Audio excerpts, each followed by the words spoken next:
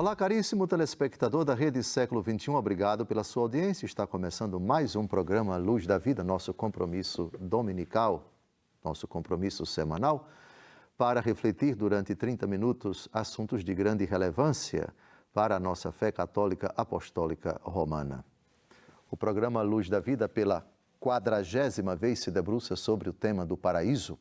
Paraíso, um dos 4 novíssimos. Novíssimos são as derradeiras realidades que sucederão à nossa breve aventura aqui na Terra. São 4 os novíssimos: morte, juízo, inferno e paraíso. Ao tema da morte, dedicamos 29 programas. Ao tema do juízo, 65 programas. Ao tema do inferno, 28 programas. E ao paraíso, com esse, 40 programas. Já estamos na fase final do estudo sobre o paraíso e já dedicamos alguns programas ao tema do purgatório. Hoje vamos começar um estudo muito interessante sobre o purgatório, citando e comentando um tratado sobre o purgatório escrito por uma santa que teve visões do purgatório. Ou seja, ela viu o purgatório, e mais do que isso, ela experimentou o purgatório. Viu estando lá, foi transportada em visão, em êxtase, para lá. Nosso Senhor Jesus Cristo permitiu que ela tivesse essas visões para que ela colocasse por escrito aquilo que ela viu, para que nós tivéssemos conhecimento dessa realidade. Mas antes de começarmos a estudar o que Santa Catarina de Gênova escreveu sobre o purgatório, penso que é importante pontuar qual é o papel, qual é o valor, qual é o peso das revelações particulares na nossa fé. O que são revelações particulares?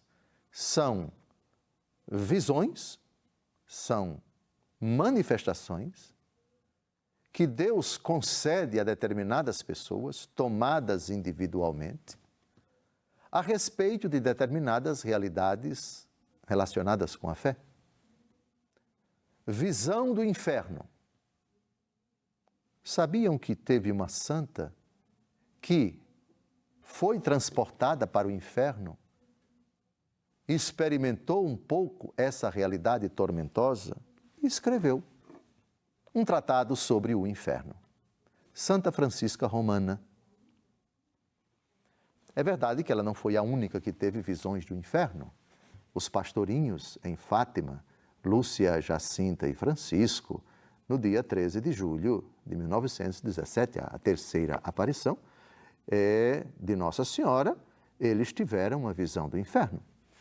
Santa Teresa de Ávila, a carmelita, grande carmelita, doutora da Igreja, também teve uma visão do inferno. Vários santos tiveram visões do purgatório, do inferno, e alguns brevemente descreveram realidades a respeito do céu, inclusive a própria Santa Catarina de Gênova, que vai ser, cujo tratado do purgatório vai ser comentado nos próximos programas. Então, qual é a posição da Igreja a respeito dessas revelações particulares? Podemos acreditar nelas ou não? Qual é o peso delas? Quem não acredita nelas deixa de ser católico? Ou quem não acredita nela comete algum pecado, algum delito, etc.? O que diz a Igreja sobre essas revelações particulares que Deus não cessa de manifestar ao longo da história da Igreja, várias aparições de Nossa Senhora, do coração de Jesus, o coração de Jesus que apareceu a Santa Margarida Maria Alacoque, Jesus divino, Jesus misericordioso que apareceu a Santa Faustina Kowalska, religiosa polonesa. Enfim, essas revelações, qual é o papel que elas têm? Qual é o peso que elas têm para a nossa vida de fé? E nada melhor do que o Catecismo da Igreja Católica para responder a esta questão. Então, já vamos comentar. São 2 parágrafos, o parágrafo 66 e o parágrafo 67 do Catecismo da Igreja Católica. Prestem bastante atenção na posição oficial da Igreja a respeito das outras revelações. A revelação positiva. Qual é a revelação positiva? O que Deus revelou e que foi colocado por escrito até o último versículo do Novo Testamento, que é o livro do Apocalipse. Então, após essa revelação, haverá alguma outra revelação que acrescente algo de novo àquilo que está na Bíblia? Sim ou não? Com a palavra, o Catecismo da Igreja Católica. A economia cristã, portanto, como aliança nova e definitiva, jamais passará. E já não há que esperar nenhuma nova revelação pública antes da gloriosa manifestação de nosso Senhor Jesus Cristo. Todavia, embora a revelação esteja terminada, não está explicitada por completo. Caberá à fé cristã captar gradualmente todo o seu alcance ao longo dos séculos. Ou seja, depois que o último versículo do Novo Testamento foi redigido, depois que o último livro da Bíblia, e o mais recente parece ter sido, é quase indiscutível, que foi o livro do Apocalipse de São João, escrito pelo último dos apóstolos vivo, parece também que, segundo a tradição, o último apóstolo a deixar esta vida e partir para a casa do Pai foi o autor do Apocalipse de São João, escrito no final do século I, antes do ano 100 ou pertinho do ano 100. Terminada essa revelação, não haverá outra. Nós professamos isso foi citado, até entre parênteses, entre aspas, é uma citação literal, o começo desse parágrafo que foi lido, da Dei Verbum número 4, é a Constituição Dogmática sobre a Revelação Divina, sobre a Santa Palavra de Deus.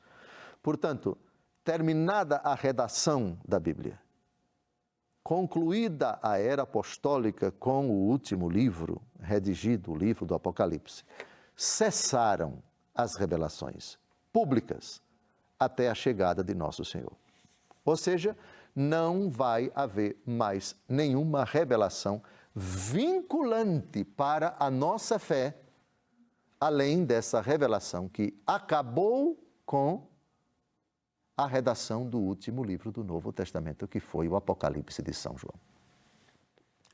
Porém, a Igreja pontua aqui que uma coisa é uma nova revelação, outra coisa é a explicitação completa da revelação que está aí contida. Ou seja, o que é explicitar? É tornar mais claro, é tornar mais evidente, é uma compreensão mais aprofundada desse mistério que é a Palavra de Deus. A compreensão, com o passar dos tempos, amadurece. Tenho muitas coisas para dizer-vos que não podeis suportá-las agora. Jesus disse isso. Mas o Espírito Santo, e aí segue o discurso dele sobre a promessa do Paráclito. O que Jesus quer dizer com isso?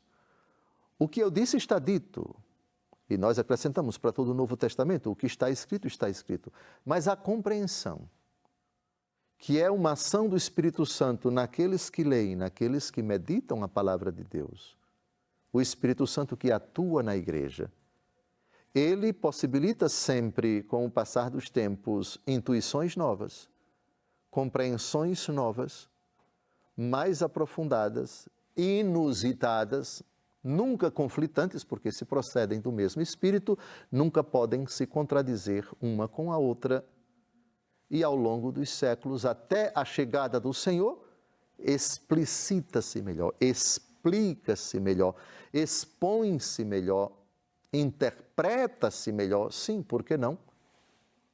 O dado revelado que está contido e não pode ser acrescido, não pode ser tirado. Pois bem, Essa é a primeira pontuação. Estamos falando, não haverá nenhuma revelação pública de nosso Senhor e Salvador Jesus Cristo até a segunda vinda dele, além dessa revelação pública que acabou, que foi concluída, que chegou ao seu termo definitivamente com o último versículo do último livro do Novo Testamento, que é o Apocalipse de São João. Aí está encerrada, concluída, definitivamente a revelação pública de nosso Senhor e Salvador Jesus Cristo. A segunda pontuação, ela está no parágrafo 67 do Catecismo da Igreja Católica, que vamos ler no segundo bloco. Nesses 2 últimos minutos, eu queria pontuar somente uma coisa muito importante a respeito disso. Qualquer pessoa, dentro ou fora da igreja, que alegou, já tivemos casos, digamos assim, de pseudo-cristos, pseudo-profetas. Jesus falou por mim, Jesus está me dizendo, ou recebi uma mensagem de Jesus que deve ser espalhada para todas as pessoas. Isso é frontalmente contrário àquilo que nós acabamos de ouvir no Catecismo da Igreja Católica. As revelações particulares nunca podem passar desse seu aspecto, desse seu qualificativo, desse seu enquadramento. São revelações que, de alguma forma, desdobram, explicitam uma realidade que já está contida na Escritura, ou implícita ou explicitamente. É o tema do parágrafo 67 do Catecismo, que vamos ler e comentar no segundo bloco.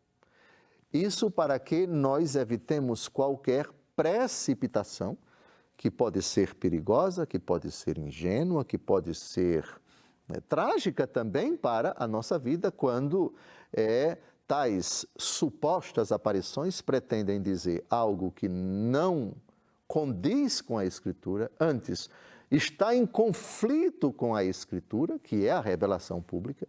Nenhuma revelação pode entrar em conflito, pode contradizer, pode negar, pode acrescer substancialmente nada que esteja contido na revelação positiva, que é a palavra de Deus. Já terminando esse primeiro bloco, não saia daí.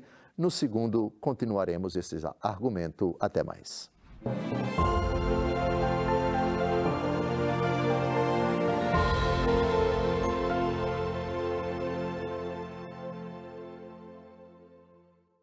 Olá, caríssimo telespectador da Rede Século XXI, obrigado por ter permanecido conosco. Está começando o nosso segundo e último bloco do nosso 40º encontro, programa Luz da Vida, dedicado ao tema do paraíso.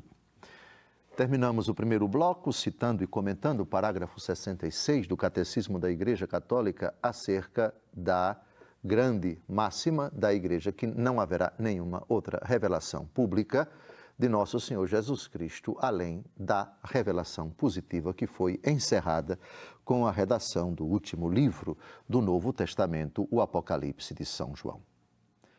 Todavia, ao longo dos séculos, o Senhor tem tomado a iniciativa, seja pessoalmente, seja por meio dos seus anjos e santos, de revelar privadamente a certas pessoas, digamos assim, aspectos, não para acrescentar, não para inovar ou para contradizer a revelação positiva, mas para que aspectos dela sejam mais compreendidos, sejam aprofundados. Daí se fala da revelação, da aparição de nosso Senhor Jesus Cristo, aquela religiosa, aquele leigo, aquele pai de família, aquele bispo, aquele pastorzinho, aquela camponesa, etc. As revelações particulares, privadas, têm sido ao longo da história da Igreja, muitas. Qual o papel delas para a nossa fé? A igreja reconhece a veracidade dessas aparições? Sim ou não? Com a palavra, o Catecismo da Igreja Católica, parágrafo 67.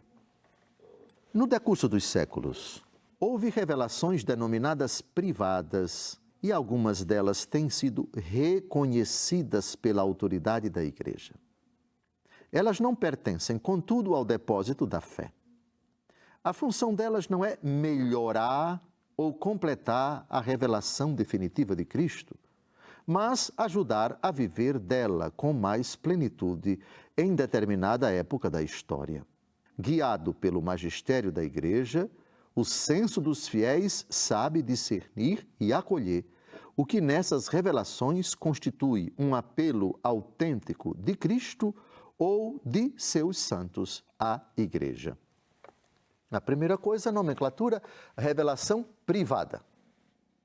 Isto é, houve uma manifestação sobrenatural de Deus Todo-Poderoso, seja por Ele imediatamente, o próprio Deus Pai, por meio do Filho aparecendo para uma pessoa, dialogando com uma pessoa, o próprio Espírito Santo de Deus, ou a Trindade como um todo, a visão da Santíssima Trindade, como Santo Tomás de Aquino teve uma visão da Trindade, ou por meio de um instrumento de Deus que está no céu, um anjo, um arcanjo, pessoas que viram e falaram com seus anjos da guarda, ou que falaram com o arcanjo Gabriel, o arcanjo Miguel, o arcanjo Rafael, ou um dos santos da Igreja. Pois bem, essas revelações são privadas, para uma ou várias ou poucas determinadas pessoas. Os pastorinhos foram os 3 que viram ao mesmo tempo, portanto, um grupo reduzido de pessoas. E Deus é onipotente e poderoso o suficiente para aparecer quando Ele quer, a quem Ele quer, e dizer o que Ele quer para aquelas pessoas. As revelações privadas têm sempre uma intenção que é fazer conhecer não apenas as pessoas, os videntes, digamos assim, aqueles que tiveram a experiência das visões, mas que elas transmitam para as demais.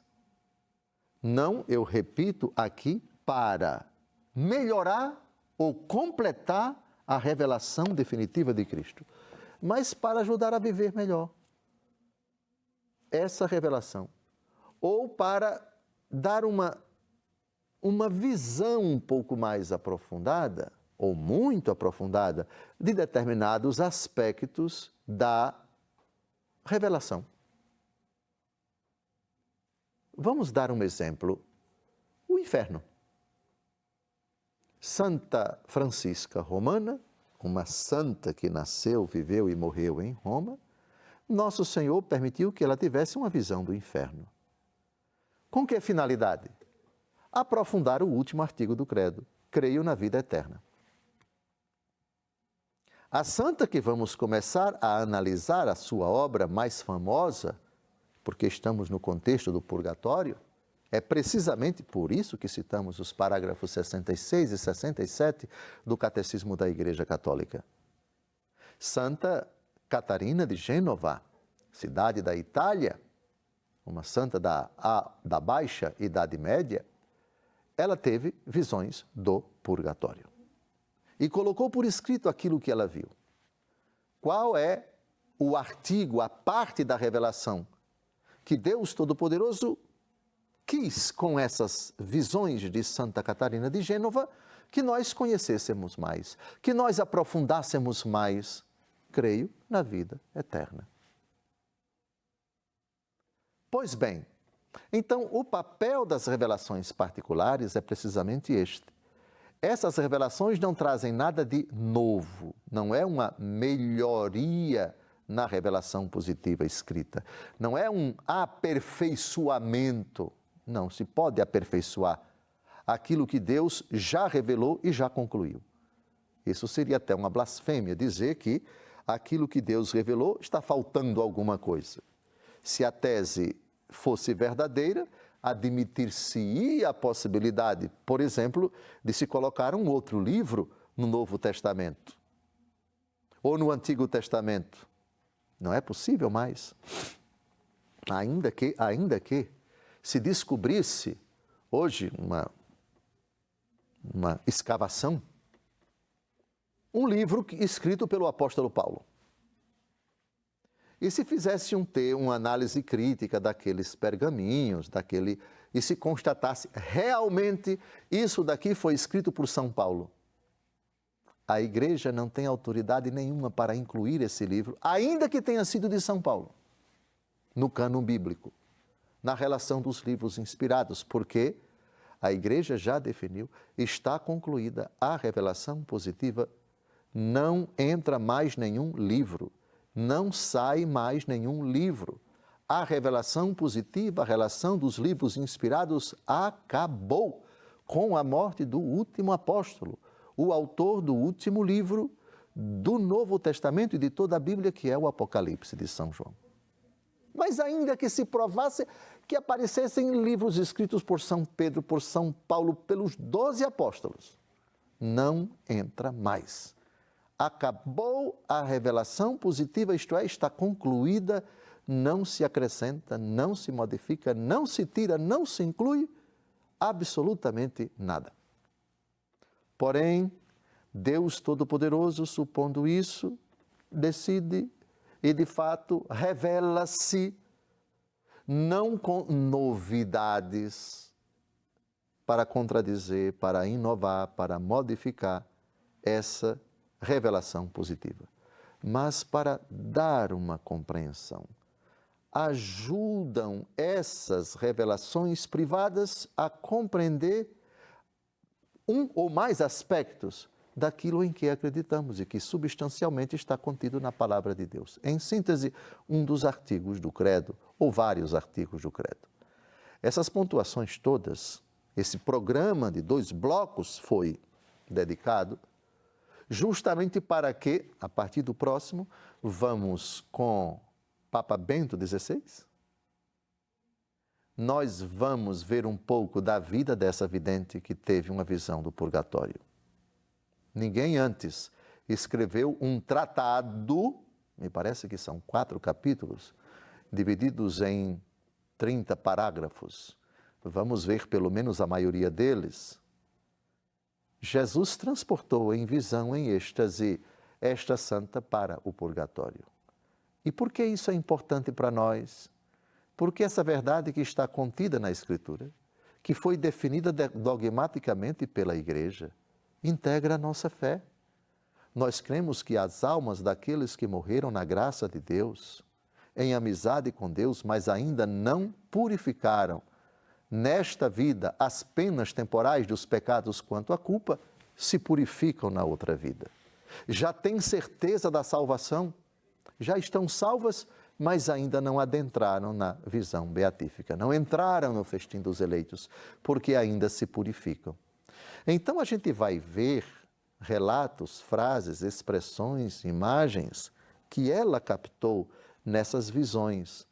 Isso nos ajuda a entender o que é o purgatório, nos mostra a necessidade de, nesta vida, buscarmos a santidade e não apenas buscarmos o perdão das nossas culpas, mas a reparação das penas temporais que são consequência dos pecados que nós cometemos. E se tais imperfeições, tais vestígios, tais resquícios do pecado não são purificados, não são reparados nesta vida, sê-lo-ão na outra vida. Depois, um aspecto importante, muito importante, que eu queria pontuar.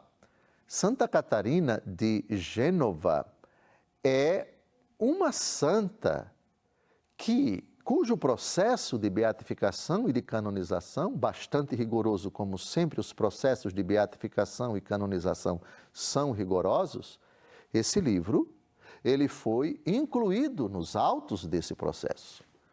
E ao reconhecer a santidade dela, reconhece-se verdadeiramente que aquilo que ela escreveu não é mentira, não é um embuste. Vimos no parágrafo 67 do Catecismo que algumas revelações foram reconhecidas pela igreja. As visões do purgatório dela foram reconhecidas pela igreja. E adivinha quem é que nós vamos citar logo no primeiro bloco do próximo encontro? O Papa Bento XVI, que numa audiência de quarta-feira, em plena Praça de São Pedro, em Roma, o saudoso Bento XVI dedicou uma catequese a Santa Catarina de Gênova. E ele faz alusão nessa catequese, vamos ver isso, várias vezes ao Tratado do Purgatório, que nós analisaremos já a partir do próximo encontro. Está terminando o nosso 40º encontro sobre o paraíso. Desejo uma semana abençoada a você e convido você a, no próximo domingo, estar diante do seu televisor, do seu celular, do seu computador, para conhecermos um pouco da vida desta santa que teve o privilégio de adentrar no purgatório, de ver o purgatório. E depois, graças a Deus, ela colocou por escrito o que ela viu, o que ela experimentou, o que é de grande auxílio para nós conhecermos mais o purgatório. Um grande abraço, Deus abençoe sua vida. Até domingo que vem, se Deus quiser.